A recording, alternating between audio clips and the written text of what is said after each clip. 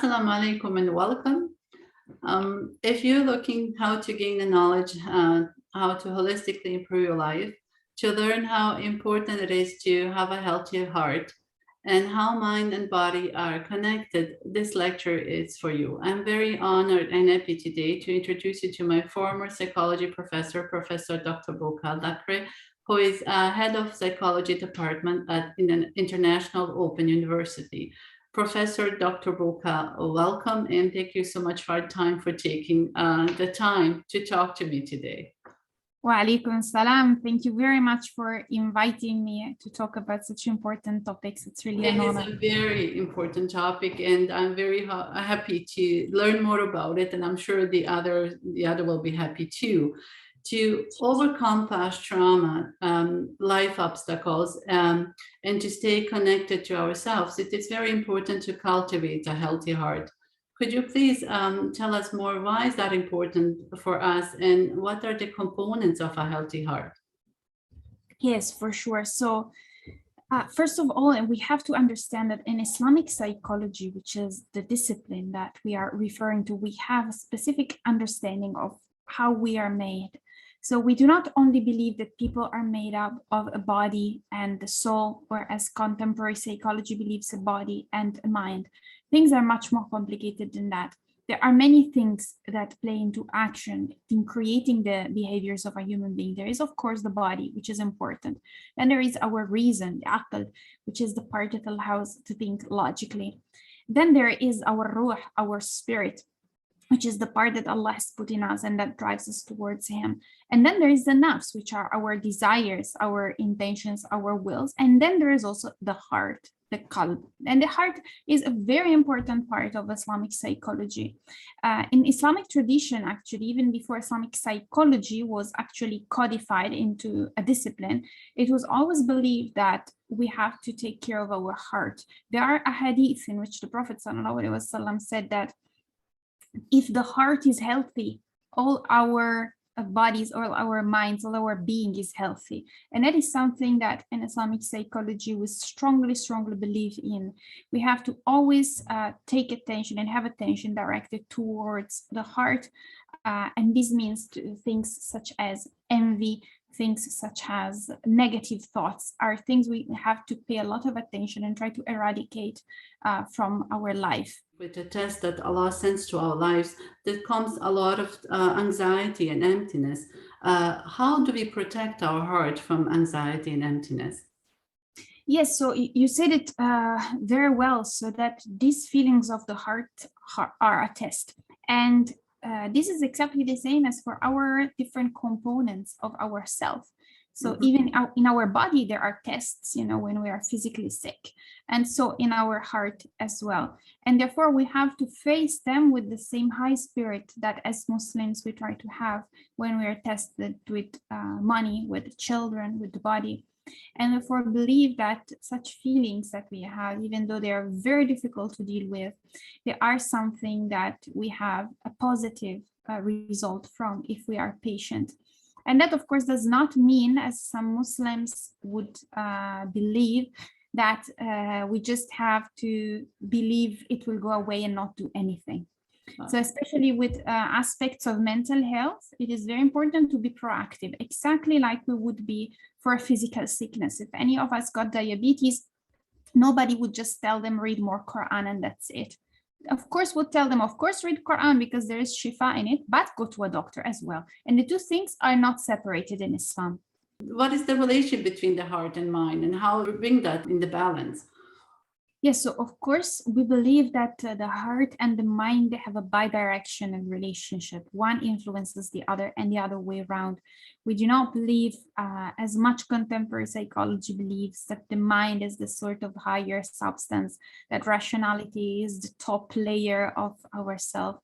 Actually, if there was a primacy to be individuated, that would be the heart. The relationship between the heart and the mind is strong, and actually in Islamic psychotherapy, the therapist has to be very skilled to understand whether a problem of anxiety is primarily heart caused or mind caused, because the treatments would differ a lot. A completely mind-based problem would be treated with tools that are sort of similar to cognitive behavioral therapy. Mhm. So through analyzing one's own affirmations, one's own thoughts, while heart problems would be dealt with at a much, much, much deeper level. Mhm. So basically these having negative thoughts, does it affect then our heart, our soul, or does it affect both? Yes, so it affects them both actually. Negative thoughts, first of all, affect our other thoughts because it becomes sort of a repeated habit that we have towards negativity. But it is also very much related to the heart because actually negative thoughts has been identified in ancient Islamic thought as one of the sicknesses of the heart. And in particular, those negative thoughts that are directed towards others, which is something that I would say contemporary psychology does not pay a lot of attention to, the attitude that we have towards others, as long as it is not, paranoia or this sort of things. But the idea of like not liking really people we have around very much, or having negative thoughts about second guessing them, thinking that their intention might be not good.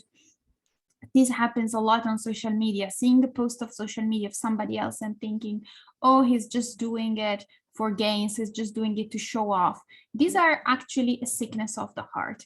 And therefore, this affects everything else because in Islam, faith increases and decreases. If we take a step back with some of our actions, then also everything else is connected to it. And we have to perform repentance and we have to go back, let's say, to one step or two in our spiritual path and then restart. How does the mind interact with the body then? Can you please explain us that? Yes, so starting with the example of anxiety that we have already cited a couple of times today, anxiety is a very good example because there are actually two subtypes of anxiety. There are people that express their anxiety in trains of thoughts. So they have so many thoughts, they're not even able to stop them for a single second. And there are other people whose anxiety is expressed in the body. And this is through either classical symptoms, for example, the heartbeat increasing, the muscle stiffness, or less classical ones, for example, skin diseases of different types or allergies can even get worse with stress. And this shows that the relationship between the mind and the body is very, very close. I suggest and I advise all Islamic psychotherapists to pay a lot of attention to somatic symptoms of patients. Patients sometimes when they have somatic symptoms, they feel guilty because they say that's not a real sickness. I do not have anything, or like I went to the doctor and they told me it's all in my head, which is the worst thing now you could tell somebody, because if the pain is in the hands, then it's not in the head, of course. Yeah. But this brings a whole lot of negative connotation and negative relationships between anxiety and somatic symptoms, which in Islamic psychology do not exist because we believe that the mind and the body are connected. So it is only natural for things to be everywhere if there is a problem. Yeah. So what is the connection then between the thoughts, emotions, intentions, and other states of mind within the body, with the body? Yes, so of course, in Islam, there is this very important theological principle, which I think also can be identified within psychology, but is the primacy of intentions. So intentions are more important than the result that follows from them. Intentions come before action, and then action without an intention is empty, is useless. And from this theological principle actually comes a lot of therapeutical advices.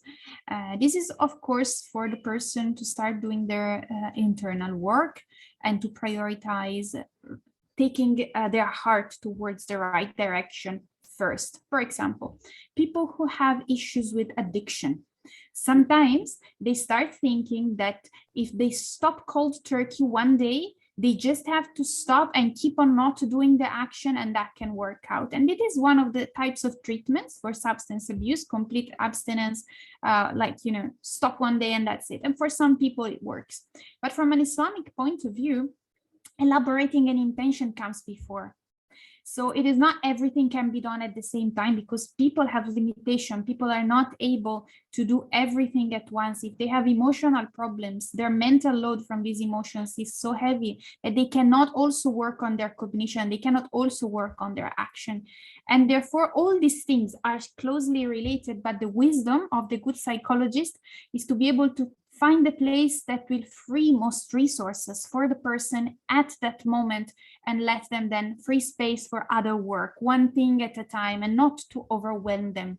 Yeah, and you hit the nail, if I may say so, because I have very often happens by teenagers and young people when they start smoking, and then the parents find out, and the parents expect, as because they're praying and they are good kids, but they develop this bad habit that they should be able, because if they have a strong iman, they should just call turkey, what they say in English, stop right away. And it's really hard. It's very important to educate the parents exactly how you explain it. That's the whole process. The body is involved. It's not only that they can do that, because it's not so easy for them, for the kids.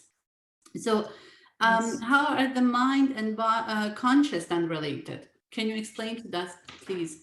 Okay, this is very interesting. And actually, I do not think that there is really an agreement between Muslim psychologists about that. Okay. So, of course, there are parts of our mind which are conscious and we can access them, and that's obvious to everybody. But most Muslim psychologists also would recognize that there are some parts of our mind which are unconscious as well. Mhm. And this, of course, is a big topic, because we know that much of the psychology of the 20th century has been influenced by Freud's idea that actually the unconscious parts were the most important and they determined all our actions. In Islam, we tend not to believe that. And the reason is that religiously, we believe so much in accountability of people that if everything was determined by past trauma and everything was just determined by our unconscious, then where would responsibility be? So it is more of a religious rather than a purely psychological reasoning. But for sure, there are some important items that are unconscious that we take care of in therapy. And these are mainly dreams. Dreams in Islamic psychotherapy are really, really important. There is a long tradition in Islamic studies of analysis of dreams. Even though unfortunately not many authentic books survive, so we cannot refer to them, but we can refer to the principle that things come out in dreams. And we have, of course, a hadith that some categories of dreams are from the nafs.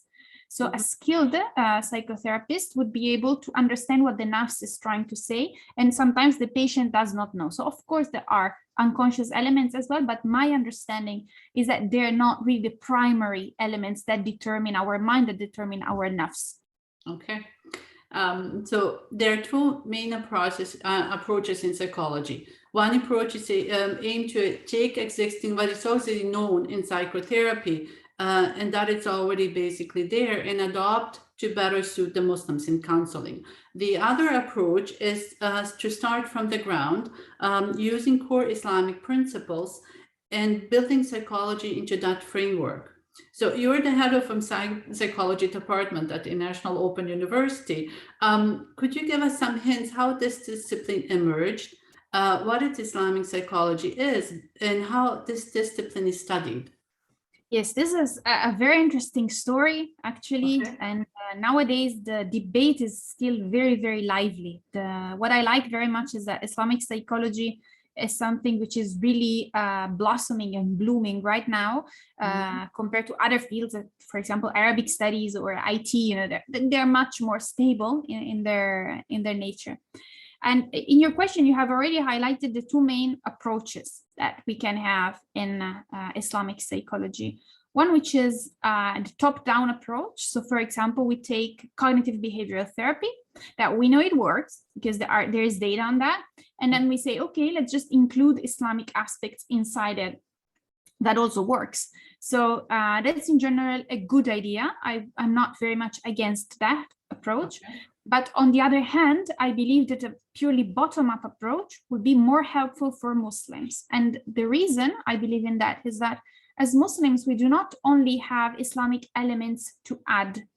We actually have a complete different worldview, and the worldview also includes the view of the self. We do not see person the same way a person from a Western culture sees person, a person from an Indian culture sees a person. And therefore, if we start from somebody who believes that there is the body and the mind and believes in Cartesian dualism, and we apply Islam on top of it, then perhaps the result is not as good as it can be.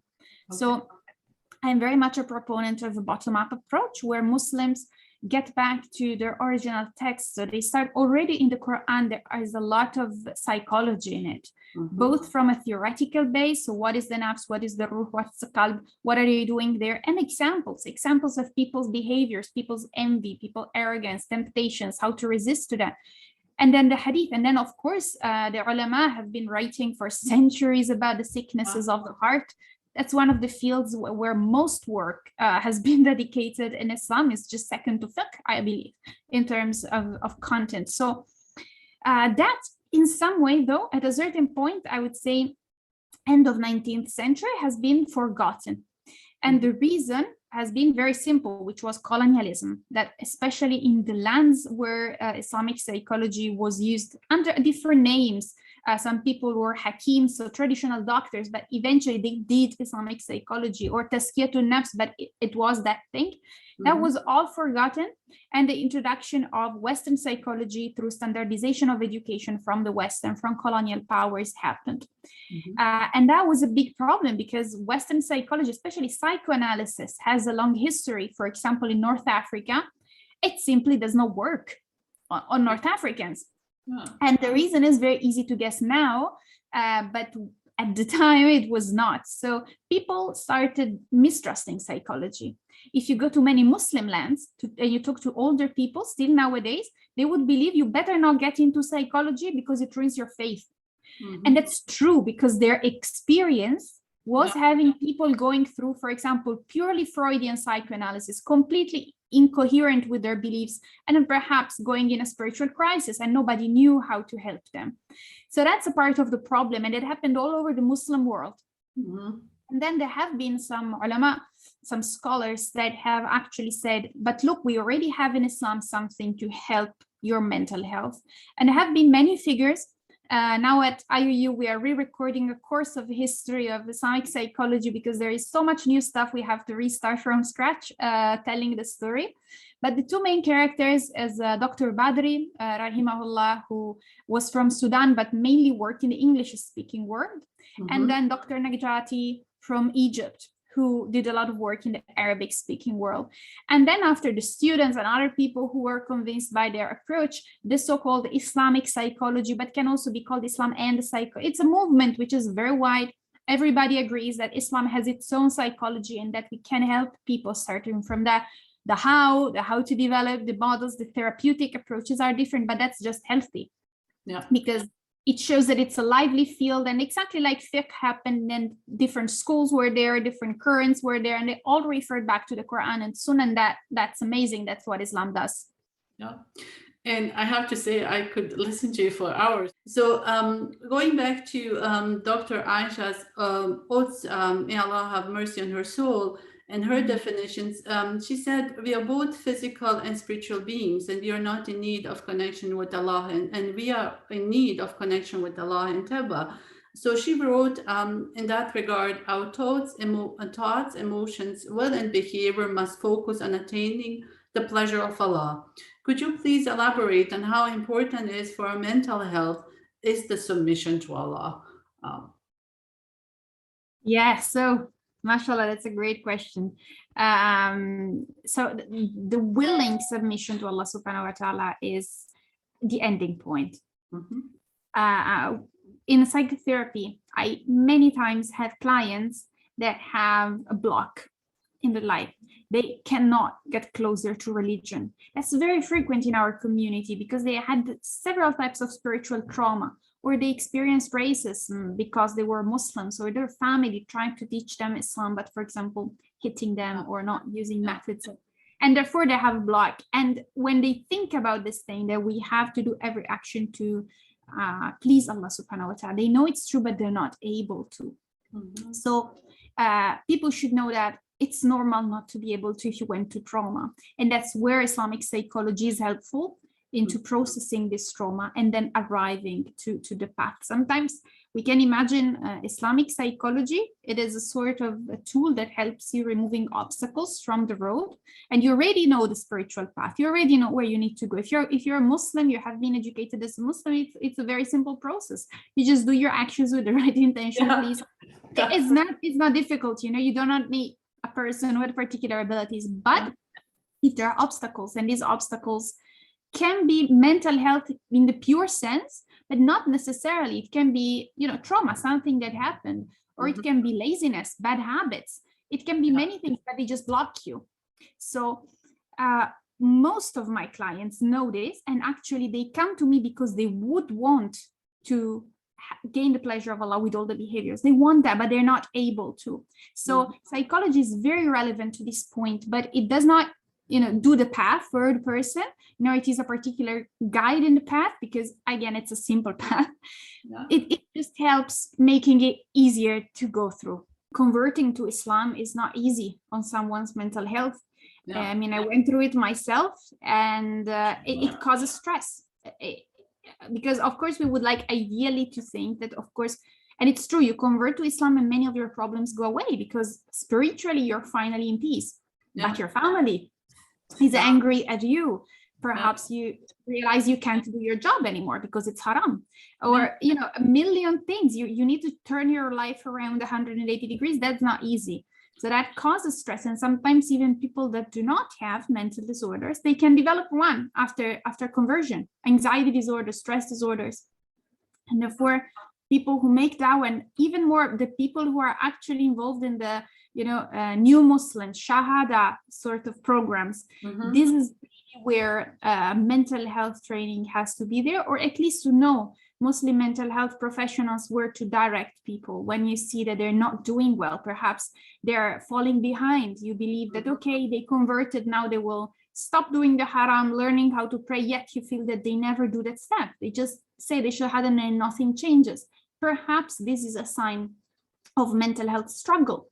And therefore, this level of basic education has to be provided to imams, guides of mosques even, because also the born Muslim populations goes through a lot, especially second generations go through a lot of growing in a different environment and racism. First generation have the problem of getting to learn a different culture. Perhaps they don't even like it, and to have to deal with it, get lower paid jobs.